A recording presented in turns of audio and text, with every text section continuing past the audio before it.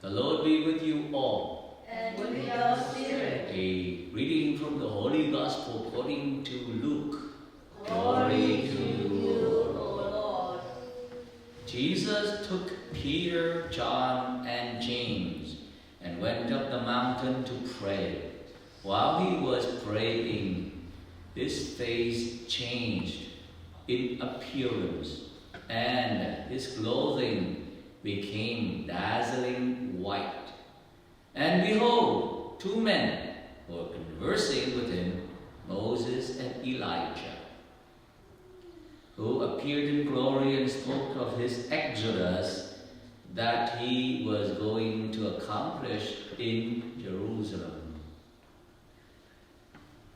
Peter and his companions had been overcome by sleep, but becoming fully awake, they saw his glory and two men standing with him. As they were about to part from him, Peter said to Jesus, "Master, it is good that we are here. Let us make 3 tents, one for you, one for Moses, and one for Elijah." But he did not know what he was saying. While he was still speaking, a cloud came and cast a shadow over them, and they became frightened when they entered the cloud. Then from the cloud came a voice that said, "This is my chosen son. Listen to him." After the voice had spoken, Jesus was found alone. They fell silent and did not at that time tell anyone what they had seen.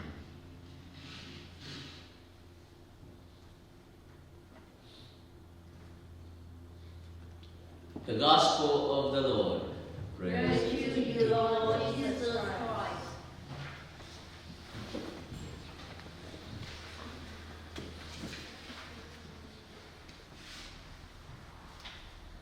A cloud came and cast a shadow over them, and they became frightened, terrified. And from the crowd, a voice came and said, "So, has any one of you ever heard something that nobody's there? You're in a place where you hear something, but nobody really is there where you are. Has anybody ever had that kind of situation or experience? Yes, Michael? Yeah, you're at home alone and you hear somebody saying something to you, right? And you find nobody. David, you ever experienced it? Yeah? Alone by yourself. Suddenly you hear a voice out of nowhere speaking to you. You have it? Oh, jump on. Alone by yourself and you hear and you could not find anybody. You know there's nobody at home, you know nobody at school, nobody at all. Or maybe in a hospital, nobody's there. And perhaps, I look in the hospital, there's a walk, so a lot of dead bodies. Of course, and I know because I'm alone in the hospital, on duty, on call, and nobody's there except the corpse. And suddenly you hear a voice.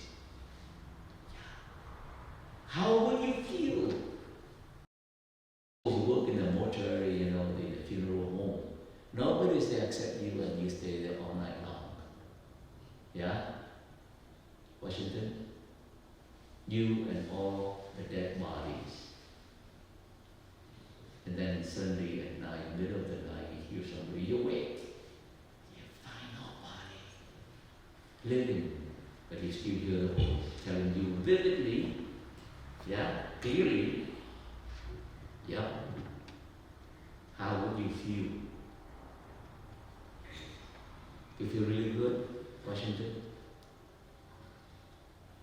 Terrifying, right? Terrifying. And that voice said to you, you are my beloved son. How would you feel? Out of nowhere, oh, you are my beloved daughter. Liễu Nhiên and Huyền Trân. You are my beloved daughter. Out of nowhere. So, what do you think that voice would come from? From the dead bodies? From the air, or where?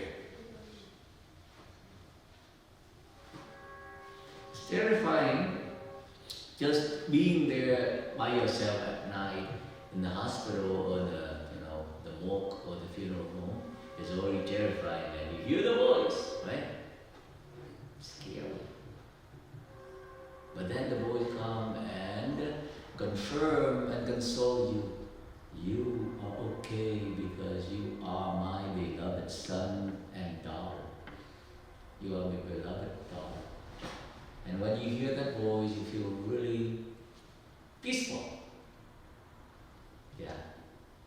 So, these men, Peter, James, and John, they went to the mountain top. The mountain is called Nebo right now in Israel, but for the Catholics we call it Mount Tabor or Nebo, okay, in Hebrew. They went up there. If you walk, really you take a hike, hiking up, it would take you from the foot of the mountain to the top, take the whole day. It's very, very steep, very high. And they are good walkers, so they would walk. If you walk all the way from Nazareth to the foot of the mountain and you walk up, it's going to be very tiring, like Washington is about to drift into his dreaming state. Tiring because you're hungry, you're thirsty, you're tired, you want to relax. The air is very fresh. And then the sun sets, right? And then Jesus begins to pray, say evening prayer. About this time, he says his prayer, and you pray with him for a while. They choose and would say their prayer, okay, many times in a day.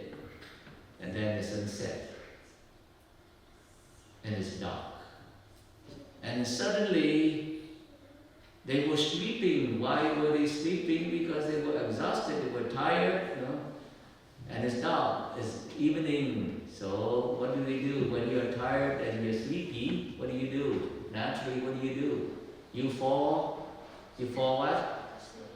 You fall awake or you fall asleep? Yeah, asleep, right? You fall asleep, you don't fall awake. Yeah? You fall asleep right now. Huh? And when you fall asleep, and what would wake you up? Normally, what would make you up? If you are, sleeping in the morning and it's about school time, right? Time for school. What wake you up? Washington.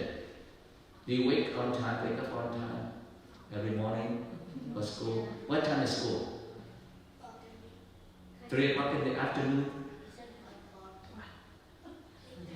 8:30. Okay, not 3 o'clock in the afternoon. Okay, 8:30. So what time would you wake up in the morning to go to school?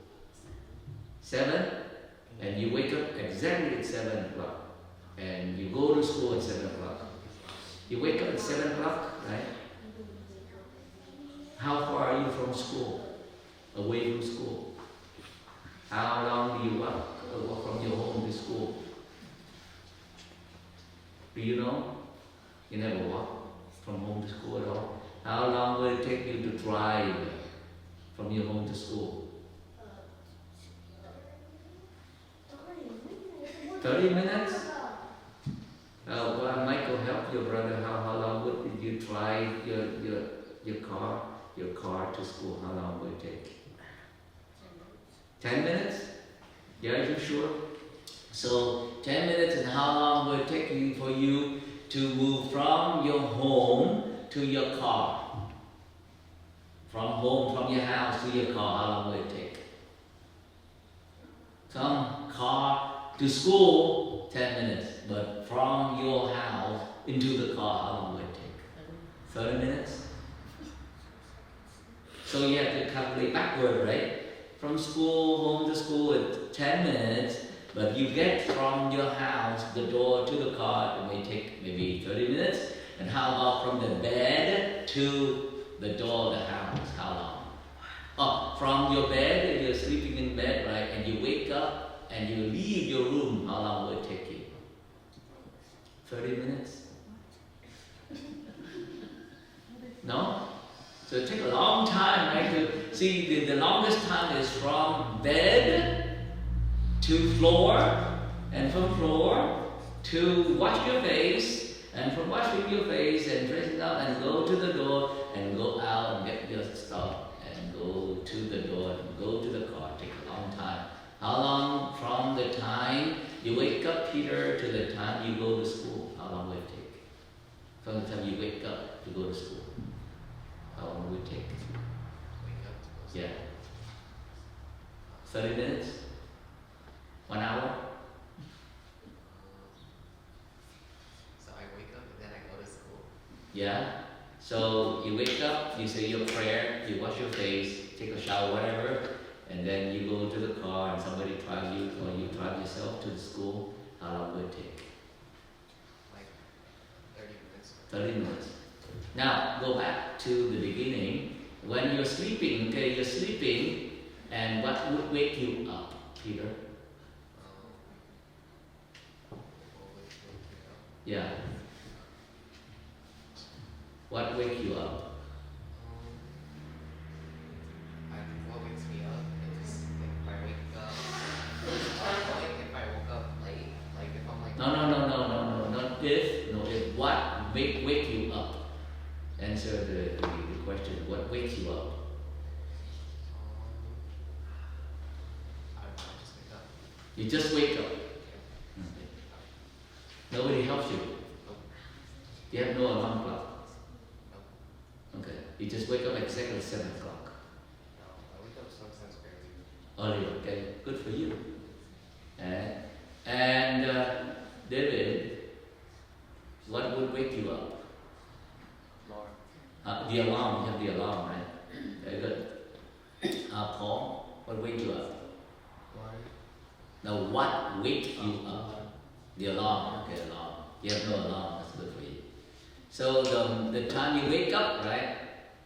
And the time you get up, you get off your bed. How long will it take? From the time you wake up, that's one thing. Still lying in bed, right? And you get up, you move. How long will it take? 15 minutes, 30 minutes, an hour. How long will it take you to get up? Paul. 10 minutes? David, from the time you wake up, open your eyes, and you get up. How long will it take? 20, 30 minutes. 30 minutes, right? Why? You just woke up and take you 20 minutes to get from your bed down to the floor, 2 feet on the floor. 30 minutes, what happened in between from opening your eyes, waking up, and to the floor? What happened in between? Like brush my teeth, take a shower. No, you already brush your teeth, you're in the shower, you already got up. Yeah? Already got up. But from the time to the bed and you put your 2 feet down on the floor and you stand up, that's called getting up, right? How long? You have to pay attention. Now if you do not know, then you could start paying attention. How long from the time you wake up to the time you get up and you go to the restroom and wash your face and everything else, brush your teeth, right? So calculate how long, because you're joining the military, so you need to know every second count, right? Get up, yeah? Not just wake up, get up. Now, what wakes you up? Immediately, the alarm. That's one. Yeah? The sound. Second, if somebody goes and slap you in the face, you wake up. That's one thing. Or maybe Mr. Michael brings a bucket of water and water and splash you in the face. That could happen. Yeah? But there's another situation. You turn on the light. Yeah? The sound will wake you up, and the light will wake you up as well. Yeah? Open the window, the curtain, and the sunlight shines into your room, or you get a flashlight shining. Turn on the light. Yeah? And you try to sleep. I don't think you can sleep anymore. And you're gonna be very grouchy. Yeah? So this is the situation of Peter, James, and John. They were falling asleep, and it was dark, it was night, and they were sleeping. I don't know if they were snoring, but suddenly they woke up. It's already day. We just fell asleep, and it's already day. So bright. There's no sun. What's going on? No, turn off the light. And they do this. Wow, there's no sun. But look. Looks like the Lord. Looks like Jesus, and He's shining like the sun, like 1,000 suns. Wow, it's impossible for them to stay asleep. Yeah? Too bright. But this is a different kind, very different kind of light, David. You know why?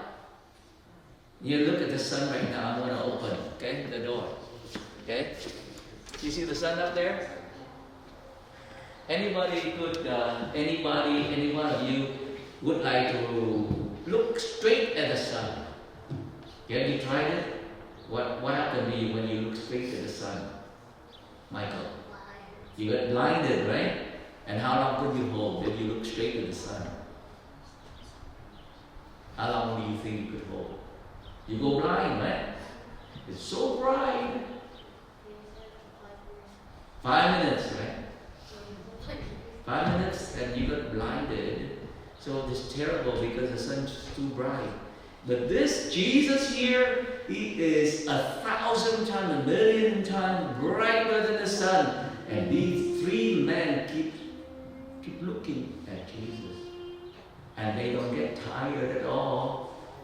And the more they look at Jesus, the more they like it. They feel comfortable, and they feel peaceful, they feel joy, and they feel like they are in heaven.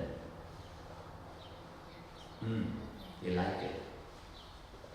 So that is what happened to you when you're in heaven. You don't fall asleep. You know why you cannot fall asleep in heaven? No, I'm asking you why. You're asking me why. You don't answer me with the question, okay?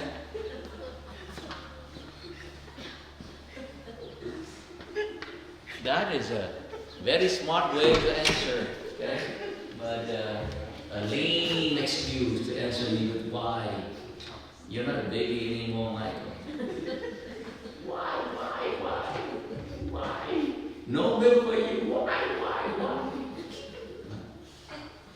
Why would you not be able to sleep in heaven? Why not? What is it? What wakes you up? The sound, right? Number one. The water splashing in your face. And number three, I just said before. You turn on Michael? Yeah, Michael would sing for you, and he sings terrible, and so you wake up because you sound terrible. Yeah? Right? You turn on the light. And in heaven, it's so bright, so light, there's no darkness in heaven. Number one, there are a lot of good songs. Angels keep singing beautiful songs, right? And you don't go to sleep at all in heaven. You stay awake for all eternity. And you don't get tired. Whatever you do, you don't ever get tired in heaven. Because you keep... Now, let me ask you. Do you get tired when you play video game and watch the YouTube channel? You get tired? No. True. Honest, right? Why do you don't get tired playing game, Michael? Why not? Why not? Help your brother Peter. Why do you get tired? Anybody get tired of playing game? No?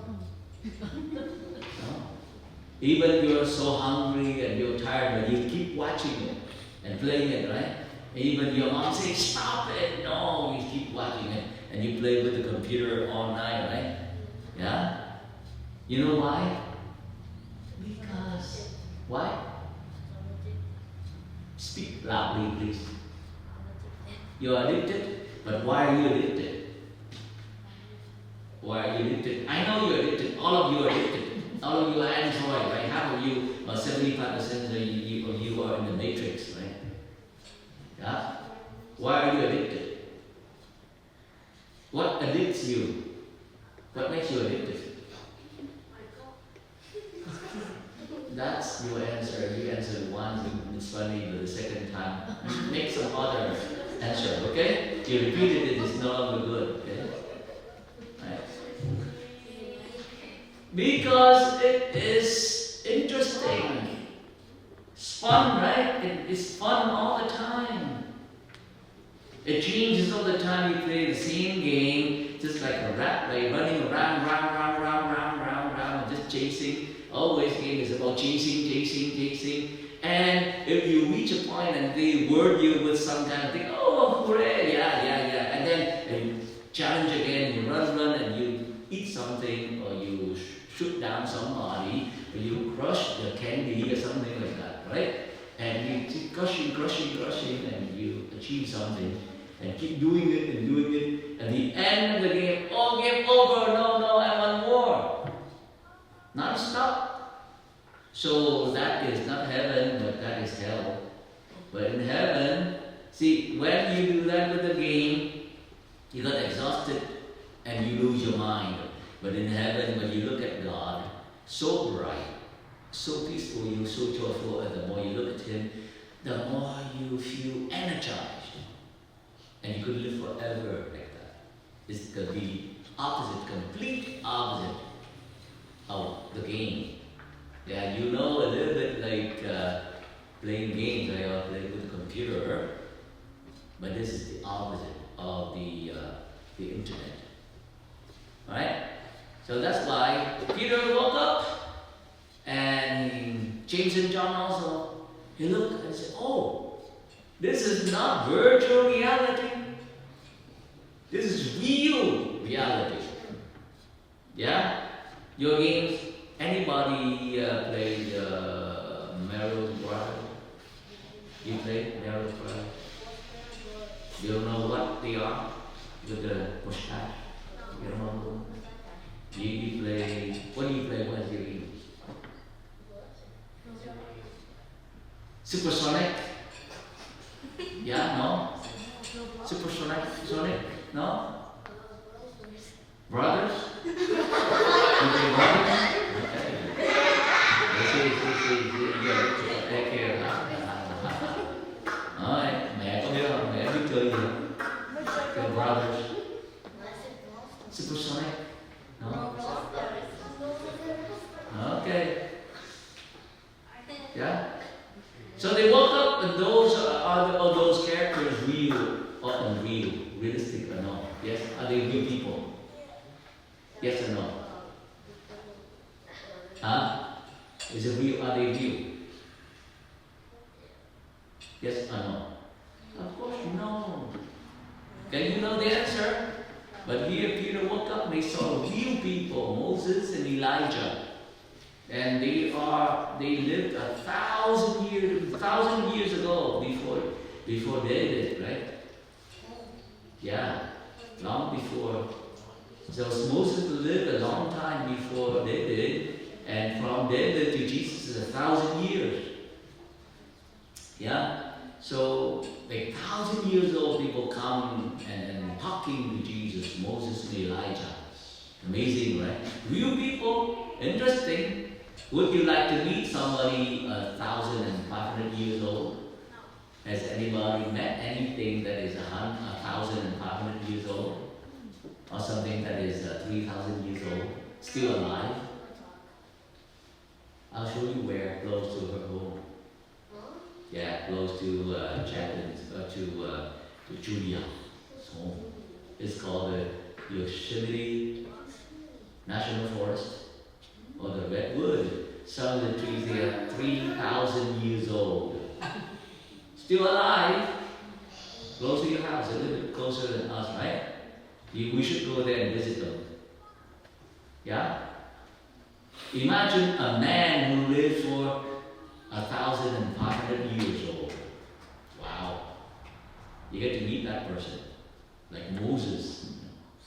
Wow, I heard about you all this time for generations. Now I get to meet you in person. Amazing, right? They were still alive and so bright, and they came to Jesus and spoke with Jesus about this Exodus. You know what an Exodus is? Where's Peter? What is it? Exodus. Exodus. You heard about the word Exodus? No? You heard about it, but you know what it means, Julia? Exodus. What is that? Huh? Yes, in the one of the book of the Bible, after the book of Genesis, is the book of Genesis, Exodus. Genesis is generation, the book of generations, how God not just create but generate different generations, like how do the light come into being, existence, or how do time come into existence, or how do angels come into existence, how do the stars and the planets and the ocean, the mountains, or the bees and butterflies and all those insects come into existence. So it's a generation. Genesis means many beginnings. Okay, it's not just creation. Okay, it's the book of the beginning according to the Hebrews, and then Exodus. Yeah, it's like leaving. Okay, so the book of Exodus is about leaving. Who were leaving and where do they leave? Huh? And from whom did they leave? Who left Egypt? Who left Egypt? The Israelites, right?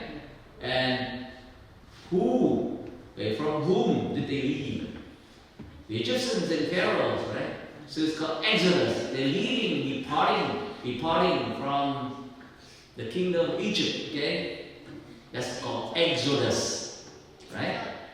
You're leaving, and there's a movie called Exodus as well, right? So now, these men, Moses, led the whole people of Israel, about 3 million people, he led them out of Egypt and to the mountain, okay, Sinai.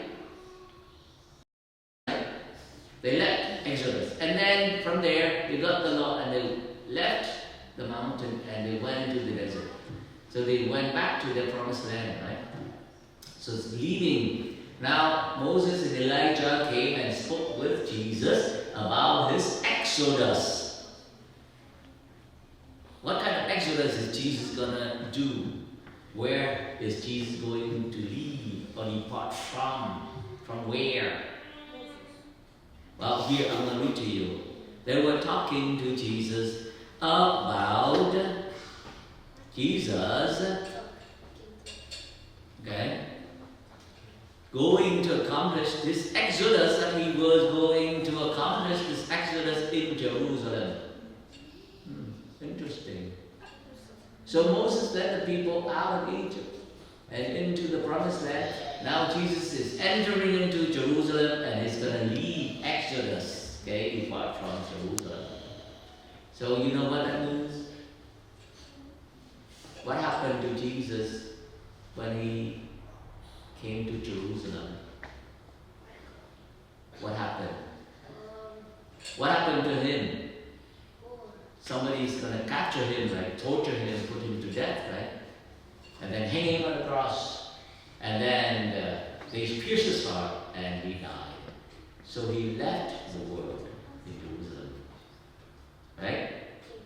That's an exodus for Jesus. And then he's going to bring not the people of Israel out of Egypt. He's going to bring the whole of humanity, all humankind, out of darkness, out of death. The exodus is the exodus from death. Okay? No longer from Egypt, no longer from Pharaoh, from the devil, from hell, from death. That is what Jesus is coming to accomplish. That is his mission. You see, I could go on about this for a long time. Why? Because all of you are dying, including Michael. We are dying, and there's no way out of death. And Jesus went to Jerusalem to accomplish his exodus, his mission, leaving death and destroying death. That is what he's doing. Okay? And where does he lead you when he goes into the realm of the dead and he brings all the souls of the dead people out of darkness and hell and death? Where is he leading us? From where? Yeah, from to heaven, to his kingdom. That is what they were speaking and talking about. They were conversing, having a conversation, Moses and Elijah and Jesus. Yeah, and Peter and James and John were listening. Oh, my Lord, my Master, he's going to leave, he's going to enter into, okay? And they did not understand what's going on, but they like staying with the Lord in the light, right? And so, suddenly, a cloud came and overshadowed them and overwhelmed them and covered them, and you don't see Moses and Elijah anymore except for Jesus. And then suddenly, in this cloud, a voice came and said, "Behold, this is my beloved Son. Listen to him."